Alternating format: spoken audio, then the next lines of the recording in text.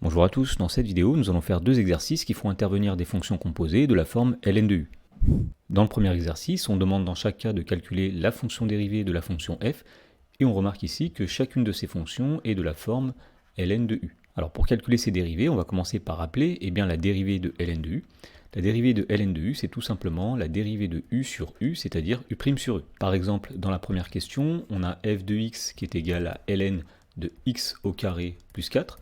Autrement dit, on peut dire que la fonction f, elle est de la forme ln de u, où la fonction u, c'est la fonction x carré plus 4. Alors la dérivée de x carré plus 4, c'est tout simplement la dérivée d'x carré, c'est-à-dire 2x, plus la dérivée de 4, c'est-à-dire 0, autrement dit, c'est 2x. Et donc si on applique la formule que nous avons rappelée au début, eh bien on peut dire ici que f' de x, ce sera u' sur u, c'est-à-dire 2x divisé par x carré plus 4. Dans la question numéro 2, on demande de dériver la fonction f qui a pour expression f de x égale ln de 2 moins cosinus de x. Alors on remarque ici que f est de la forme ln de u, où la fonction u c'est la fonction 2 moins cosinus de x. Alors la dérivée de u, ce sera tout d'abord la dérivée de 2, c'est-à-dire 0, moins la dérivée de cosinus de x, c'est-à-dire moins sinus de x. Autrement dit ici, u' sera égal tout simplement à sinus de x. Et donc on en déduit ici que la dérivée de f, f' de x, ce sera u' sur u, c'est-à-dire sinus de x divisé par 2 moins cosinus de x. Dans la question numéro 3, on souhaite dériver cette fois-ci la fonction f telle que f de x, c'est x multiplié par ln de x au carré plus 3 exponentielle de x. Alors dans la fonction f, nous avons ici un facteur qui est de la forme ln de u, que l'on va dériver grâce à la formule qui est ici. Mais la fonction f est un produit, c'est-à-dire qu'elle est le produit de la fonction u qui est égale à x par la fonction v qui est égale à ln de x au carré plus 3 exponentielle de x. Alors pour dériver un produit, on rappelle la formule qui dit que la dérivée de u fois v, c'est u' fois v plus u fois v'. Donc on calcule tout d'abord la dérivée de u, ici u', ce sera 1, puisque la dérivée de x c'est 1. Et la dérivée de v, pour la calculer, nous allons utiliser la première formule qui est ici. Alors ici nous avons x carré plus 3 exponentielle de x qui est le u de la formule.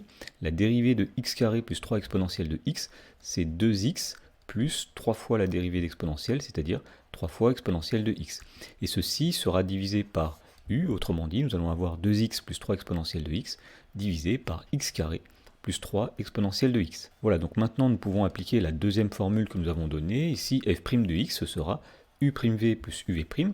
Autrement dit, on va faire tout d'abord 1 multiplié par ln de x carré plus 3 exponentielle de x, plus uv', c'est-à-dire x multiplié par la fraction 2x plus 3 exponentielle de x, le tout divisé par x carré plus 3e de x. Et pour finir, si on souhaite réduire f' de x, on dira tout d'abord ici que 1 fois ln de x carré plus 3 exponentielle de x, c'est ln de x carré plus 3 exponentielle de x, plus le produit suivant, nous allons distribuer le x sur les deux termes de la somme au numérateur. Autrement dit, nous aurons tout d'abord 2x au carré plus 3x exponentielle de x, le tout divisé par x carré plus 3e de x. Dans l'exercice suivant, on nous dit soit f, la fonction définie sur 0 exclu plus l'infini, par f de x égale ln de x carré sur x plus 1. Dans la première question, on demande de déterminer les limites de la fonction f aux bornes de son intervalle de définition. Autrement dit, on va calculer la limite quand x tend vers 0 tout en étant plus grand que 0, et la limite quand x tend vers plus l'infini. Alors on va commencer par calculer la limite quand x tend vers 0 par la droite de ln de x au carré sur x plus 1. Donc ici nous remarquons que nous avons une composée, donc la première chose à faire va être de calculer la limite de ce qu'il y a à l'intérieur du logarithme quand x tend vers 0. Donc tout d'abord au numérateur on a x au carré, quand x tend vers 0 tout en étant plus grand que 0 de x au carré, c'est 0 au carré, autrement dit c'est 0. Alors on peut même dire que c'est un 0 plus, puisque x carré est une quantité qui est toujours positive. Ensuite, on va calculer la limite en 0 du dénominateur, autrement dit, on va faire la limite quand x tend vers 0 par la droite de x plus 1. Alors cette limite-là vaut simplement 1, puisque x va tendre vers 0, 0 plus 1 donne 1. Donc ici, nous avons une quantité qui tend vers 0, divisée par une quantité qui tend vers 1. Donc on sait par quotient des limites que la limite quand x tend vers 0 par la droite de x carré sur x plus 1, ce sera 0 et même 1 0 plus. Voilà, donc nous voyons ici que la fonction f est de la forme ln de grand x, où le grand x c'est x carré sur x plus 1, et où le grand x tend vers 0 plus quand le petit x lui tend vers 0 par la droite. Mais on sait que lorsqu'on a une quantité grand X qui tend vers 0 tout en restant positif, c'est-à-dire quand grand X tend vers 0, grand X plus grand que 0, eh bien ln de grand X, lui, va tendre vers moins l'infini. C'est une des limites de base de la fonction logarithme. Et donc on en déduit, par composé des limites, que la limite quand x tend vers 0 par la droite de ln de x carré sur x plus 1, c'est moins l'infini. Maintenant, nous allons calculer la limite quand x tend vers plus l'infini de f de x. Alors ici encore, nous aurons une composée, et à l'intérieur du logarithme, nous avons ici une forme indéterminée, puisque quand x tend vers plus l'infini, x carré, lui, va tendre vers plus l'infini, et x plus 1 va tendre lui aussi vers l'infini.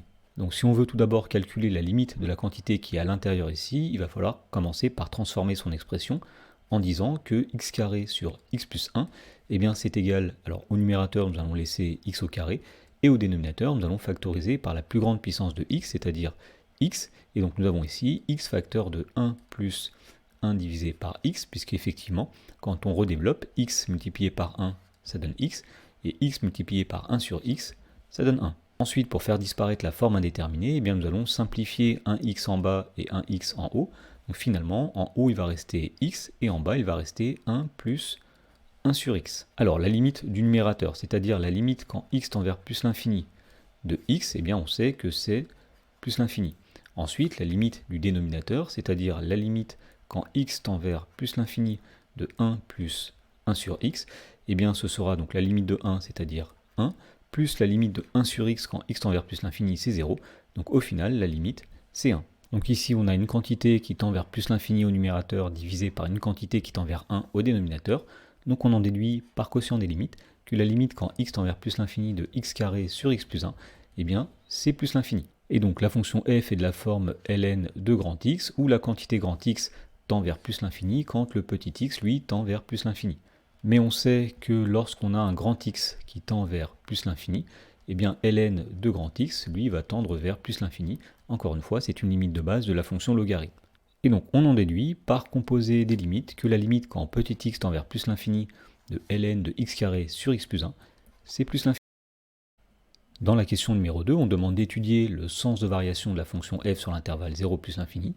Donc pour faire cela, on va commencer par calculer la fonction dérivée de la fonction f, et on va utiliser la formule disant que la dérivée de ln de u, où u est une fonction, eh bien c'est u' divisé par u. Donc ici, ce qu'on pourrait faire, c'est de calculer la dérivée de x carré sur x plus 1, et d'appliquer ensuite la formule. Le problème ici, c'est que eh bien, la dérivée de x carré sur x plus 1 va être un petit peu compliquée à calculer.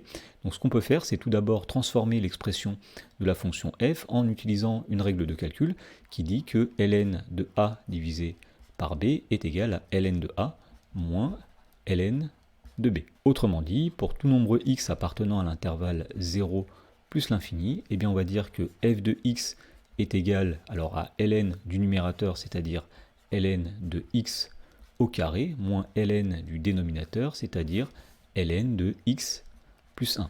Donc ici, il va être effectivement plus simple de dériver une somme que d'avoir à dériver un quotient. Mais on peut encore simplifier l'expression en disant ici que ln de x au carré, c'est égal à 2 multiplié par ln de x, et la règle qu'on a utilisée pour pouvoir dire ça, c'est la règle qui dit que ln de a puissance n, c'est n multiplié par ln de a. Et donc finalement, f de x, c'est 2 ln de x moins ln de x plus 1.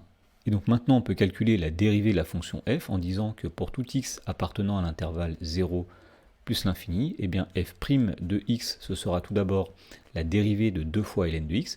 Alors puisqu'ici nous avons une constante multiplicative, nous la laissons quand on dérive, et on va tout simplement mettre ici la dérivée de ln de x qui est égale à 1 sur x, moins la dérivée de ln de x plus 1, donc ici on reconnaît une fonction de la forme ln de u, où u c'est x plus 1. Donc pour dériver ceci, nous mettrons au numérateur u', c'est-à-dire la dérivée de x plus 1, c'est-à-dire 1. Et au dénominateur, nous mettons u, donc nous allons mettre ici x plus 1. Et donc on en déduit que f' de x est égal à 2 fois 1, c'est-à-dire 2 sur x, moins 1 sur x plus 1. Alors pour étudier les variations de la fonction f, il nous faudrait le signe de sa dérivée. Donc il va falloir mettre ici la dérivée sous la forme d'une seule et même fraction. Donc on va transformer l'expression de f' de x et tout mettre au même dénominateur. Donc la première fraction va être multipliée en haut et en bas par le dénominateur de l'autre fraction. Autrement dit, nous aurons ici 2 facteurs de x plus 1 divisé par x facteur de x plus 1. Moins, et pour la deuxième fraction, nous faisons de même, nous la multiplions en haut et en bas par le dénominateur de l'autre fraction. Autrement dit, nous aurons ici 1 fois x divisé par x plus 1 multiplié par x. Alors, puisque ces deux fractions ont le même dénominateur, maintenant nous pouvons écrire le dénominateur en commun x facteur de x plus 1, et au numérateur, nous soustrayons tout simplement les dénominateurs précédents, c'est-à-dire 2 facteurs de x plus 1 moins 1 fois x, c'est-à-dire moins x. Et enfin, nous allons développer ici le premier terme, 2 fois x, 2x, 2x moins x, ça fait 1x, donc x. Ensuite, nous avons 2 fois 1, c'est-à-dire plus 2 divisé par x facteur de x plus 1. Et pour finir, nous allons faire un tableau dans lequel nous allons mettre le signe de f' et les variations de f. Alors, dans la première ligne, nous avons la variable x qui va de 0 à plus l'infini, puisque la fonction est étudiée sur l'intervalle 0 plus l'infini. Ensuite, nous allons mettre chacun des termes qui apparaissent dans le quotient de f' de x, c'est-à-dire tout d'abord x plus 2, ensuite x plus 1, nous mettrons ensuite le signe de f' de x, et pour finir, nous mettrons les variations de la fonction f. Alors, on va commencer par mettre le signe de x plus 2. Donc cette fonction affine sera d'abord négative puis positive, puisque le coefficient directeur ici, 1, est strictement positif. La valeur d'annulation, c'est moins 2, ce qui veut dire qu'avant moins 2, cette fonction-là sera négative, après moins 2, elle sera positive. En tout cas, sur l'intervalle 0 plus l'infini, elle sera toujours strictement positive. Ensuite, nous mettons le signe de x. Alors, si x est compris entre 0 et plus l'infini, x sera positif, il s'annule en 0. Donc ici, nous mettrons simplement un plus dans la case qui correspond à x. Et enfin, nous mettons le signe de x plus 1. Donc x plus 1 est une fonction affine dont le coefficient directeur 1 est strictement positif. Donc cette fonction sera négative avant sa valeur d'annulation, positive après. La valeur d'annulation ici, c'est moins 1, puisque moins 1 plus 1, ça fait 0. En tout cas, après 0, cette fonction-là sera toujours strictement positive. Et donc, on en déduit ici le signe de f' de x. Donc tout d'abord, il y a une valeur interdite quand x vaut 0. Et pour connaître le signe dans cette case, nous regardons les cases au-dessus. Il y a plus, plus et plus, d'après la règle des signes, plus par plus, ça fait plus. Et donc on en déduit les variations de la fonction f, donc tout d'abord en disant qu'il y a une valeur interdite ici, la fonction f n'est pas définie en 0, et puisque la fonction dérivée est strictement positive sur l'intervalle 0 exclu plus l'infini, nous pouvons dire que la fonction f sera strictement croissante sur l'intervalle 0 plus l'infini. Et enfin, pour que le tableau soit complet, il faut inscrire les limites que nous avions calculées. Alors nous avions dit tout d'abord que la limite quand x tend vers 0 par la droite, c'est moins l'infini. Et enfin, nous avions dit que la limite quand x tend vers plus l'infini, c'est plus l'infini.